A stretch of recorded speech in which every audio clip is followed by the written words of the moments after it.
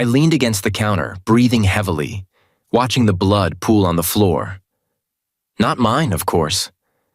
My hands trembled slightly, knuckles raw and aching, but I couldn't let myself sit down just yet. The kitchen was a mess. Broken glass glinting under the harsh light, a chair overturned, and that bright, ugly red staining the pristine white tiles. My kitchen. My sanctuary.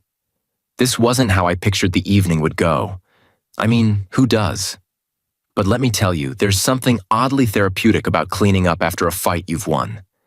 It's a moment to reflect, to savor the satisfaction of standing your ground.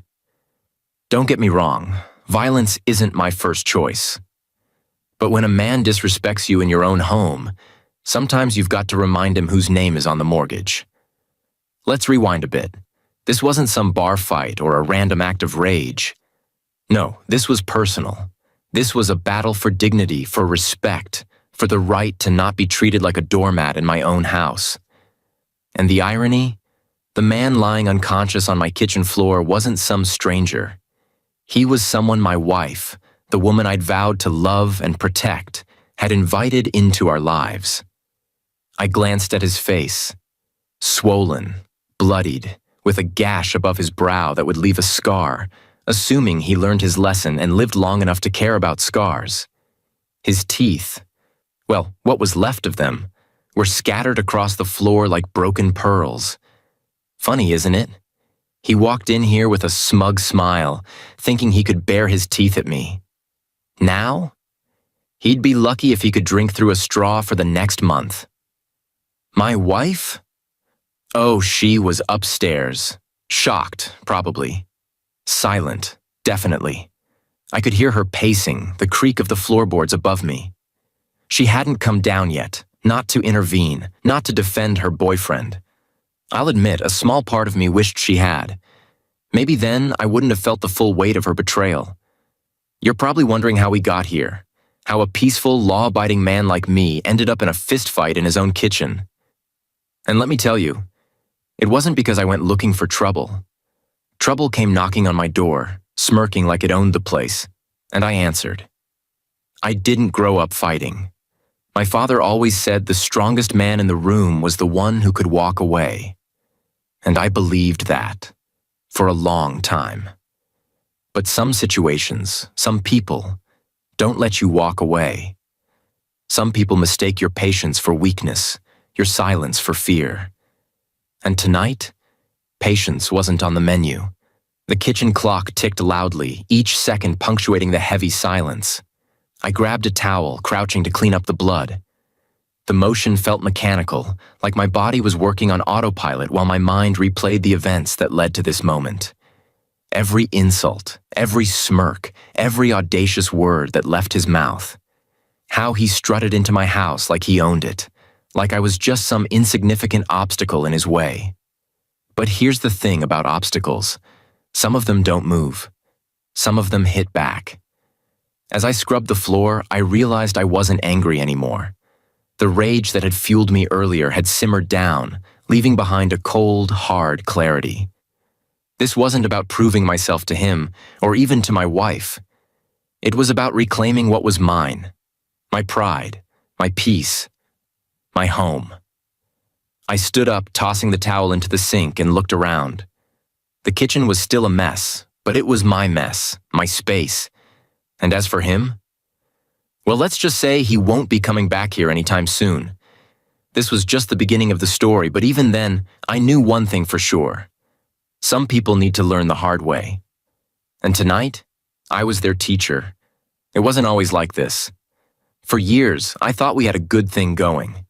Sure, we had our ups and downs like any couple, but I never thought betrayal would be part of our story.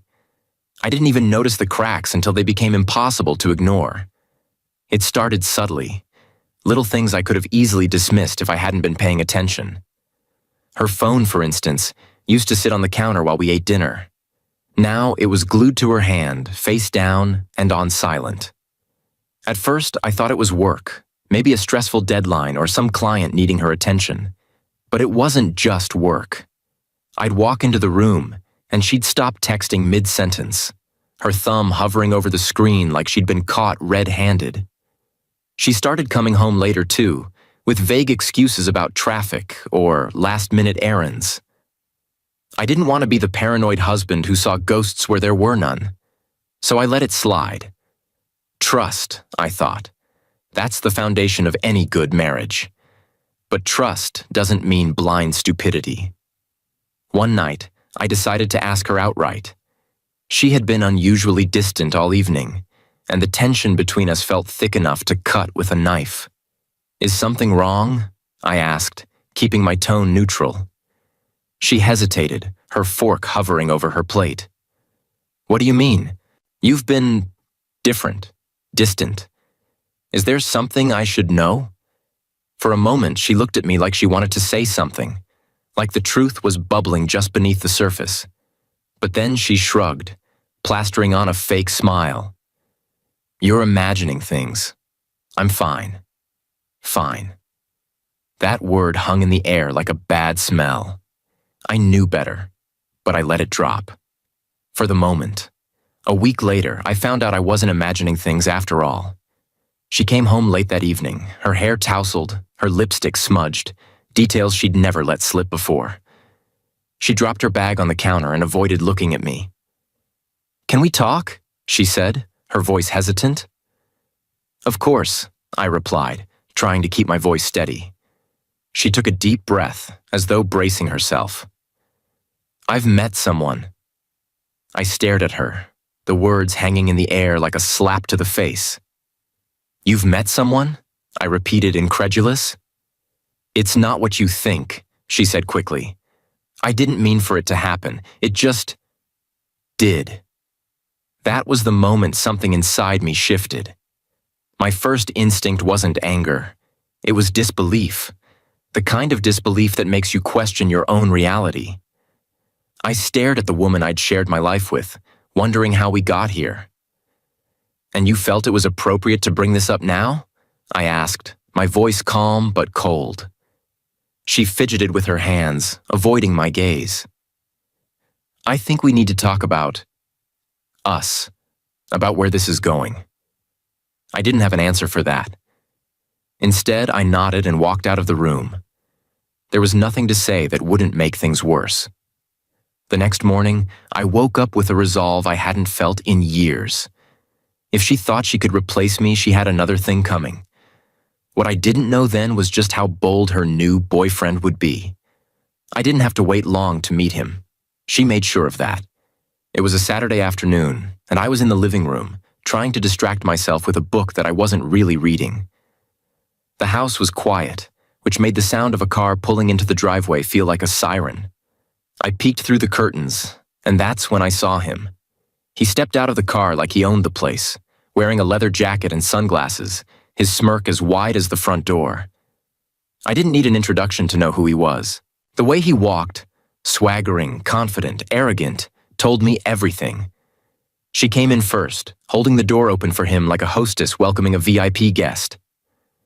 "Darling," she said, her voice strained and overly cheerful. "This is Ethan." Ethan.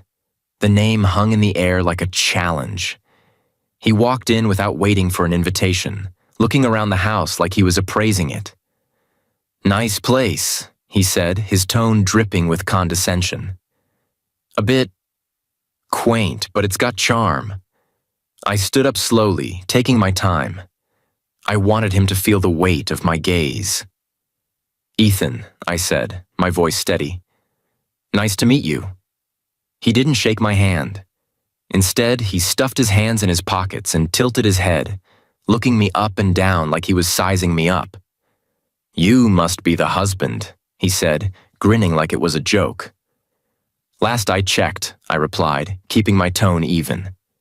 The tension in the room was thick enough to cut with a knife. My wife shifted uncomfortably, pretending not to notice as Ethan sauntered over to the couch and sat down like he owned it. He leaned back, spreading his arms across the cushions, and looked at me with that same smug smile. "So," he began, "I figured it was about time we met. After all, it's a bit awkward, don't you think? Me and her and you." I clenched my fists, but I kept my composure. Awkward isn't the word I'd use, I said. He laughed, a short, mocking sound that made my blood boil. Relax, man, I'm not here to cause trouble. I just thought we could clear the air, you know? Get everything out in the open. Everything's already clear, I replied. You're in my house, sitting on my couch, talking to me like I'm the intruder. That's pretty clear. He didn't like that. His grin faltered for a split second before he leaned forward, resting his elbows on his knees. Look, he said, lowering his voice like he was about to share a secret. Let's not make this harder than it has to be. I'm here now. Things are changing, and you can either accept that or not. It took everything in me not to laugh in his face. The audacity of this man, walking into my home and acting like he had the upper hand. I'll keep that in mind, I said, my voice as calm as I could make it. But inside, I was anything but calm. He leaned back again, looking around the room with that same condescending smirk. You've done all right for yourself, haven't you? Nice little setup here. I guess she liked the stability. I didn't respond. I just stared at him, letting the silence speak for itself. It wasn't fear that kept me quiet. It was strategy. Let him talk. Let him show his hand. After a few more minutes of posturing and veiled insults, he got up and stretched like he was bored. Well, he said, looking at my wife, this was fun, but we should probably get going. She avoided my gaze, her expression a mix of guilt and defiance. I'll just grab my bag, she said, hurrying out of the room. That left me alone with him. He looked at me again, that smug smile returning. You're a patient guy, he said. I respect that, but patience only gets you so far. I didn't say a word. As he walked out the door, he gave me a mock salute. See you around, buddy. And just like that, he was gone. But something in me had shifted. I wasn't angry, not yet. No, anger would come later. Right now, all I felt was cold determination. Because one thing was certain. The next time Ethan set foot in my house, things would end very differently. I should have known he'd come back. Guys like Ethan always do. They thrive on the sound of their own voice and the smell of someone else's fear. He probably thought he was doing me a favor, gracing me with his presence again, like his existence was a gift I should be grateful for. It was late afternoon when I heard the knock at the door. Not a polite knock either. Loud and impatient, the kind that demands attention. I opened it, and there he was, leaning casually against the doorframe with that same infuriating smirk. Hope you don't mind me stopping by, he said, brushing past me before I could answer. I didn't mind, yet, but I knew I was about to. He made himself at home, walking straight into the kitchen without so much as a glance back. My wife trailed in after him, looking more uncomfortable than I'd ever seen her. She mouthed something I couldn't quite catch. An apology, maybe? An excuse? It didn't matter. Ethan was already rummaging through my fridge. You've got good taste in beer, he said, pulling out a bottle and cracking it open on the edge of the counter like a caveman. The cap flew off, landing on the floor. He didn't even bother to pick it up. I followed him into the kitchen, leaning against the doorway and crossing my arms. Is there a reason you're here? I asked. He took a swig of the beer, wiping his mouth with the back of his hand. Yeah, he said casually. We need to talk, man to man. I glanced at my wife, who looked like she wanted to melt into the floor. About what? I asked, my voice calm but firm. About her, he said, nodding toward my wife like she was some sort of prize he'd won. And about you. The way he said it, so condescending, so smug, made my blood boil. But I kept my composure. I wasn't about to let him see me lose control. Ethan stepped closer, closing the space between us. Look, I get it, he said, his tone dripping with fake sympathy. It must be hard, watching a guy like me come in and take over. But hey, life's not fair, right? Right, I said, my voice as cold as steel. He smirked, mistaking my calm for submission. See, I knew you'd understand, and I appreciate that. Really, I do. But here's the thing. This house? It doesn't really feel like it belongs to you anymore. You know what I mean? That was it. The moment I knew this wouldn't end with words. I don't think I do, I said, stepping forward. Ethan took another swig of the beer, clearly enjoying himself. Come on, man. You've got to see it. She's with me now. That means this house, this life, it's mine too.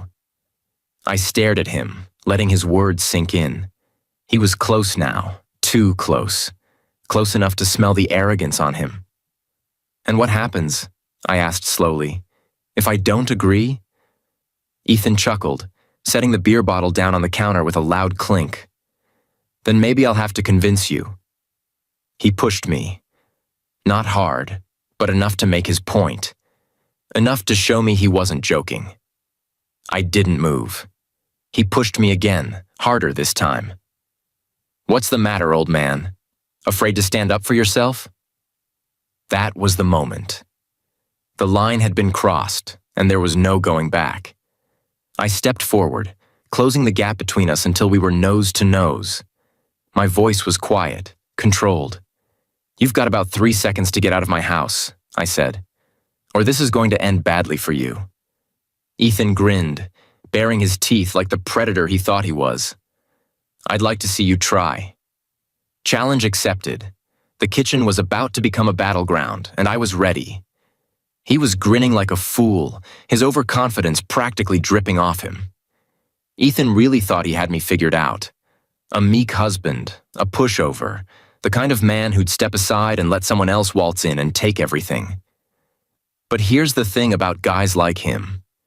They've never met someone like me. It happened fast. I grabbed the beer bottle he'd so carelessly placed on my counter and smashed it to the floor. The sound startled him, his smirk faltering for the first time. That was my opening.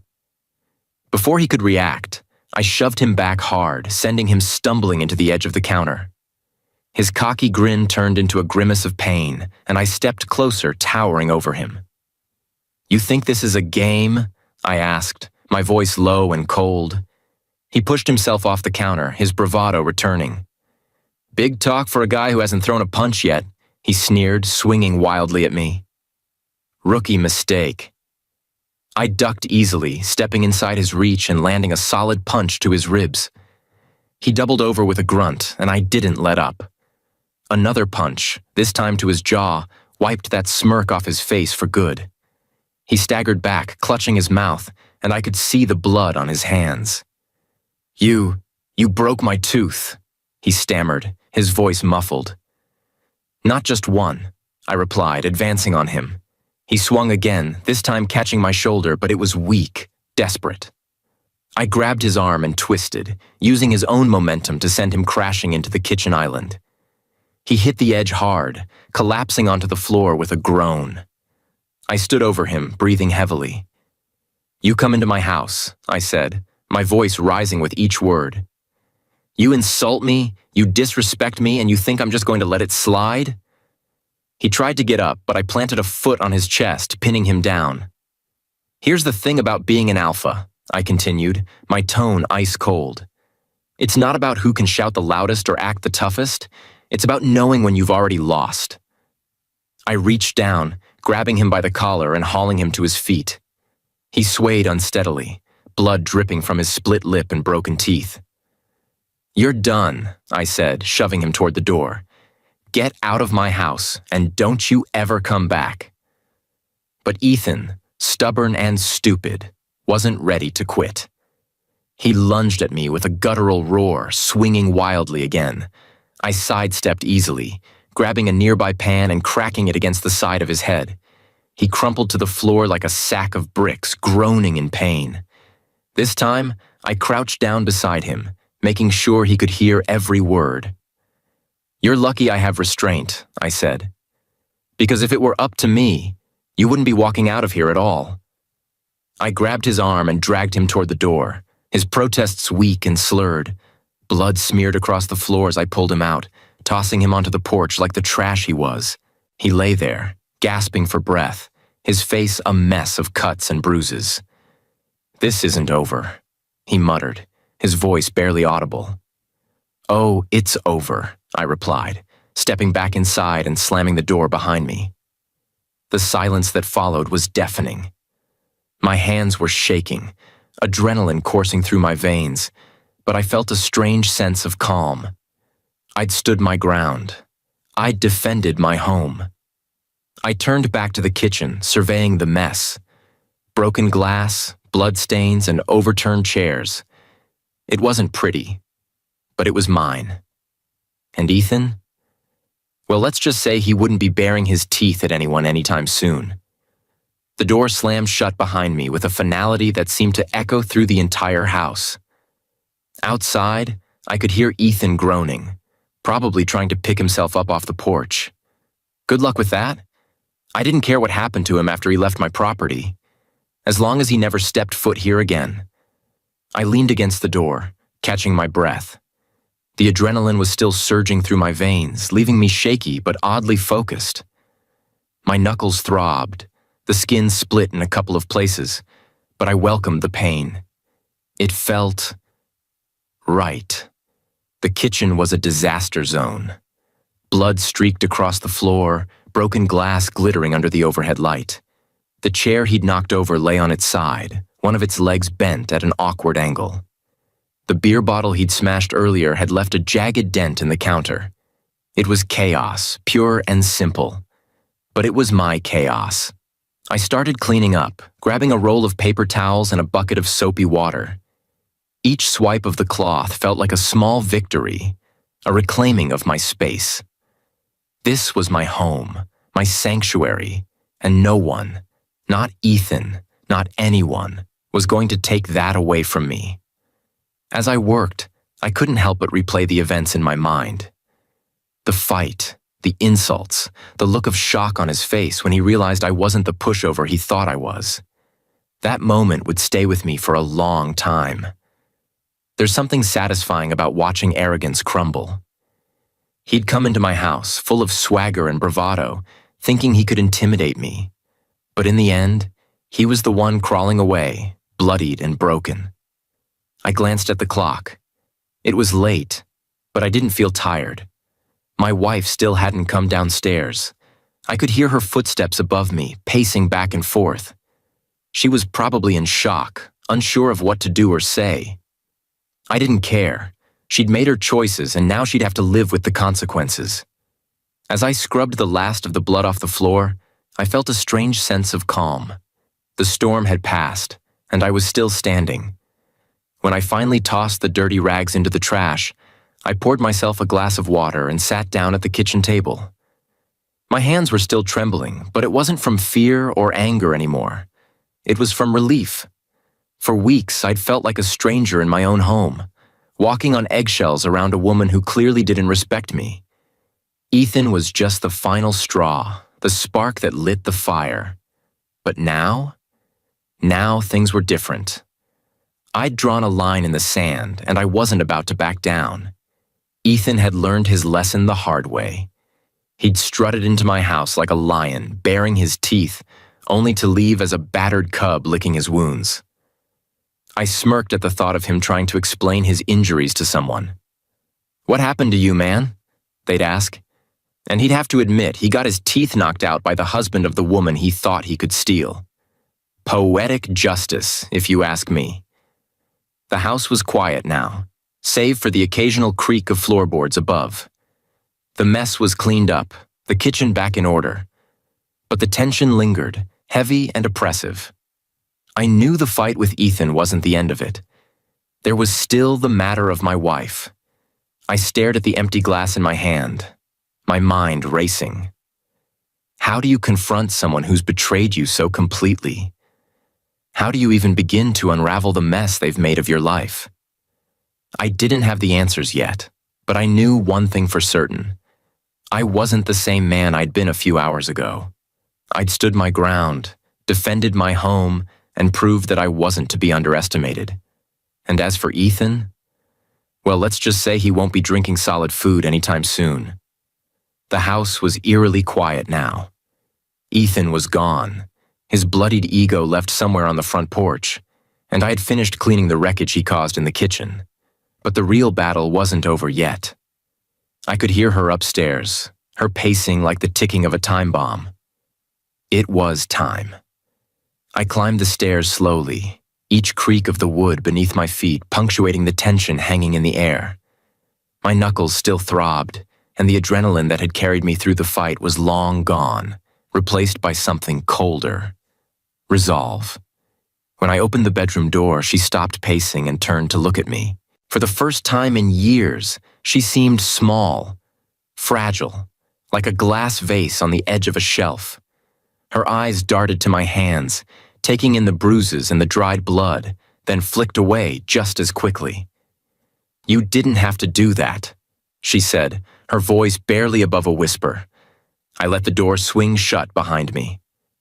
"Do what? Defend myself? Defend my home?" Her shoulders tensed, but she didn't respond. "What were you expecting exactly?" I asked, keeping my voice calm. "Did you think I'd roll out the red carpet for him? Invite him to stay for dinner? Let him parade around my house like he owns it?" She sank onto the edge of the bed, her hands gripping the comforter like it was the only thing keeping her grounded. "I didn't think it would come to this." "Then you weren't thinking at all." Her head snapped up at that, a flicker of defiance in her eyes. "You don't understand." "Then explain it to me," I interrupted.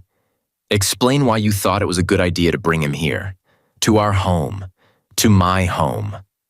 She opened her mouth, then closed it again, the words sticking in her throat. I gave her a moment, but when the silence stretched on, I stepped closer. "You owe me that much," I said quietly. "After everything you've done, the least you can do is tell me why."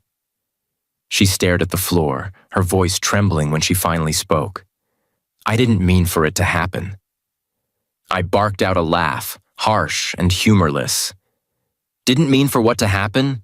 The affair? The disrespect? Or inviting him into my house to gloat about it?" Her head shot up again, and this time there were tears in her eyes. "It wasn't supposed to be like this." "But it is," I said, crossing my arms. "So now what? What's your plan? Because I can tell you one thing. He's not coming back here. Ever." She flinched at the finality in my tone. "I didn't know he'd act like that," she whispered.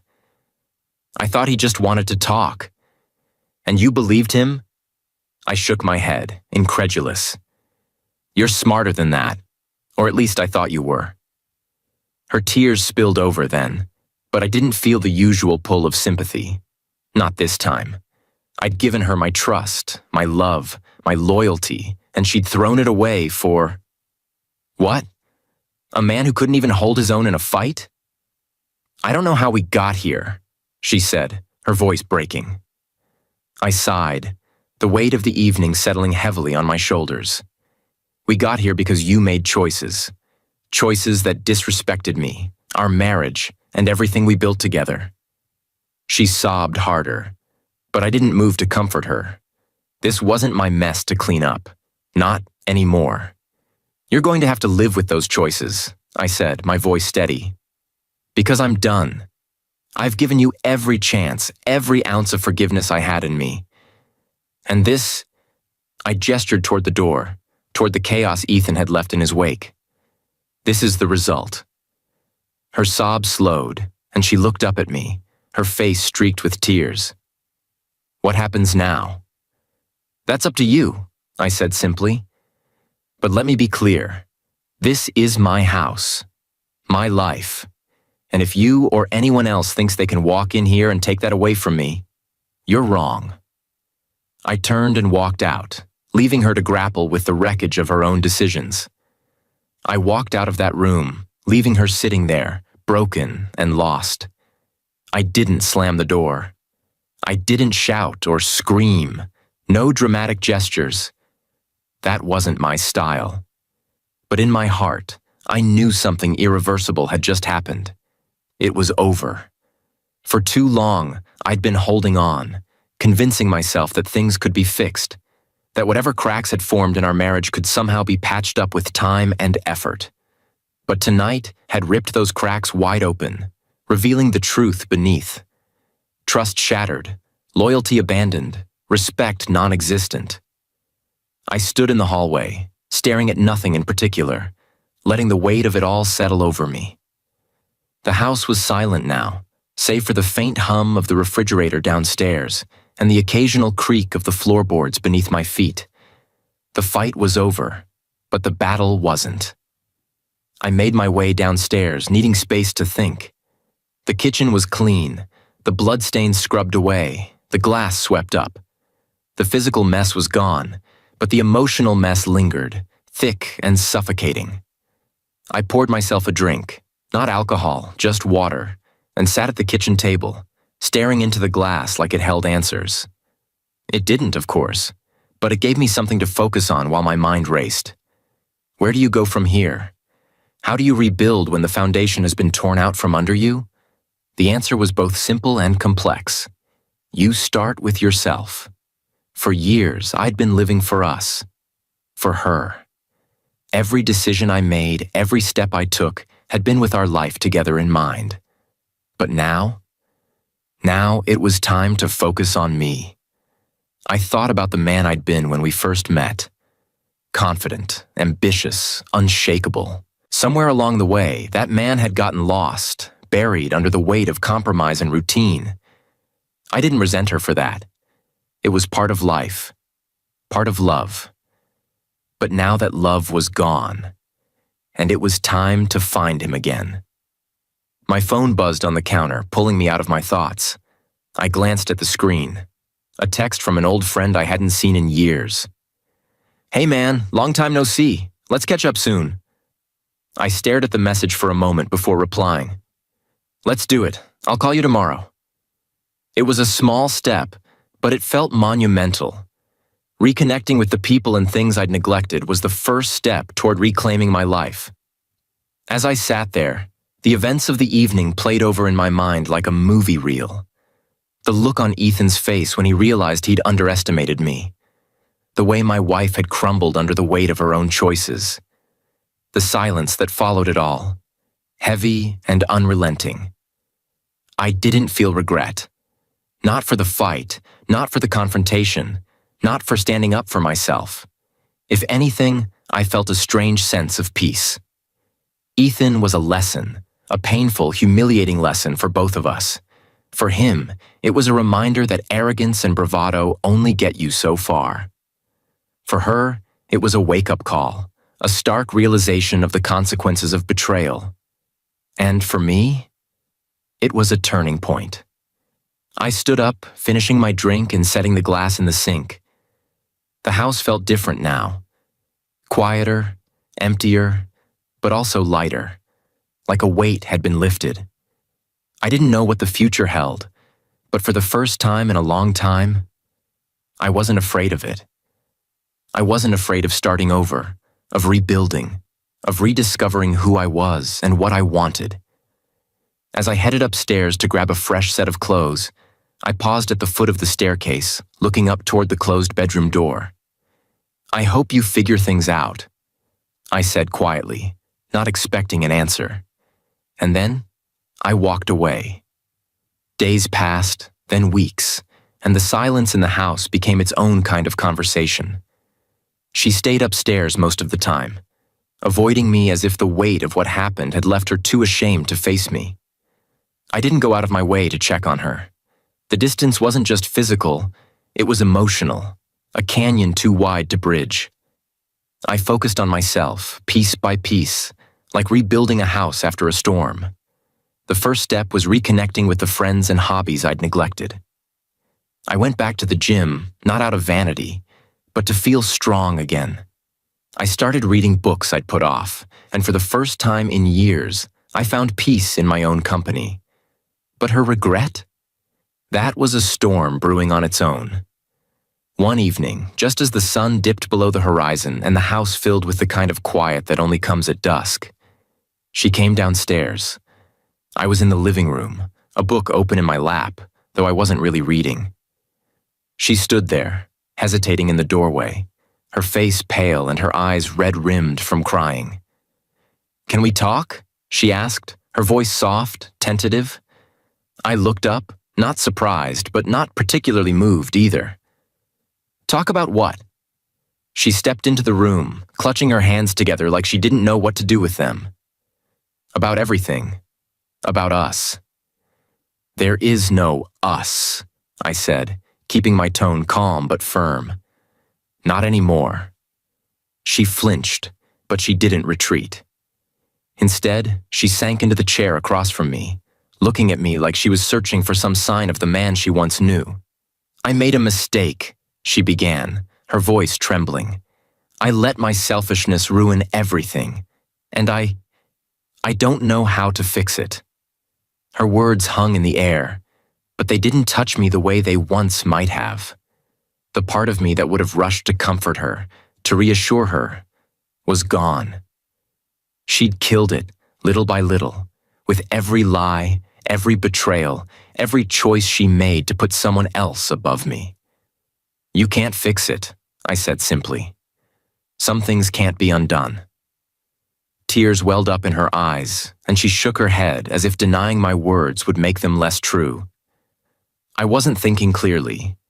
I didn't realize what I had, what I was throwing away. I thought he was different. "And now you know he wasn't," I replied. "But that doesn't change the fact that you chose him.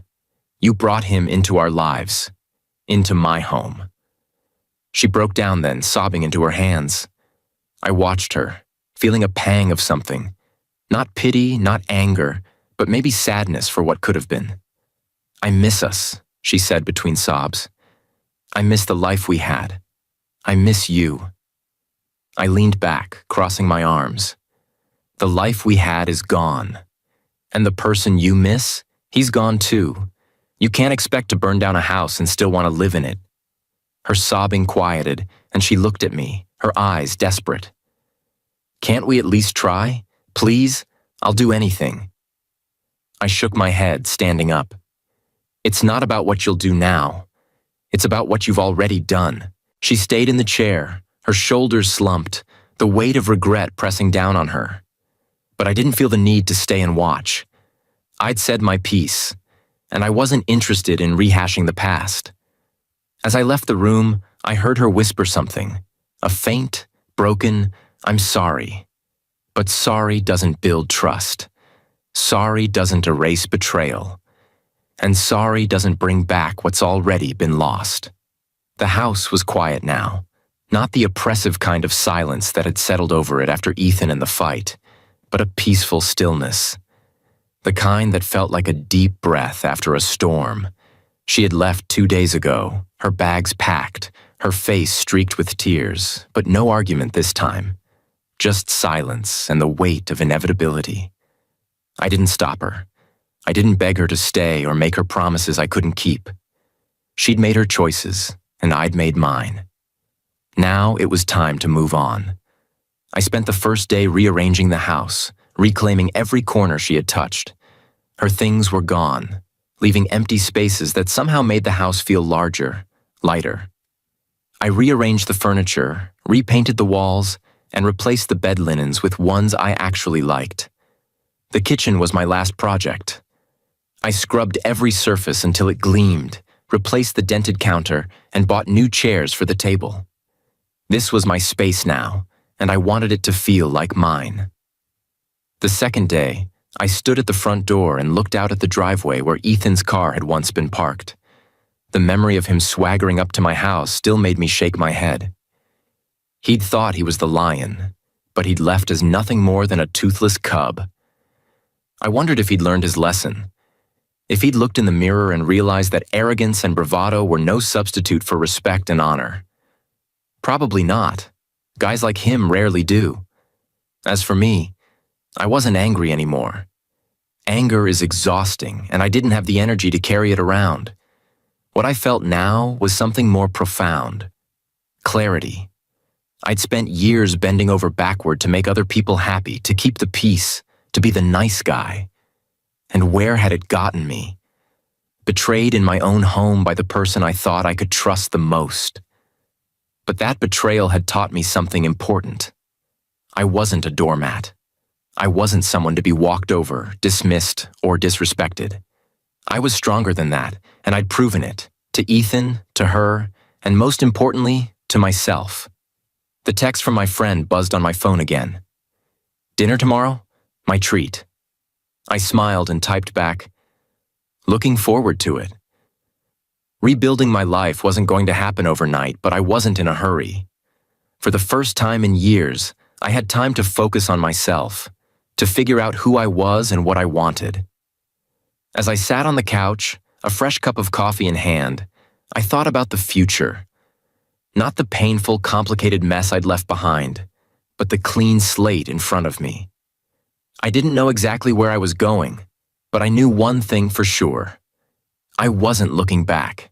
The finality of that thought brought a small, satisfied smile to my face. This was my house, my life, and no one was going to take that away from me again. And as for Ethan, well, the next time he thought about baring his teeth at someone, he'd have to remember what it was like to lose a few of them.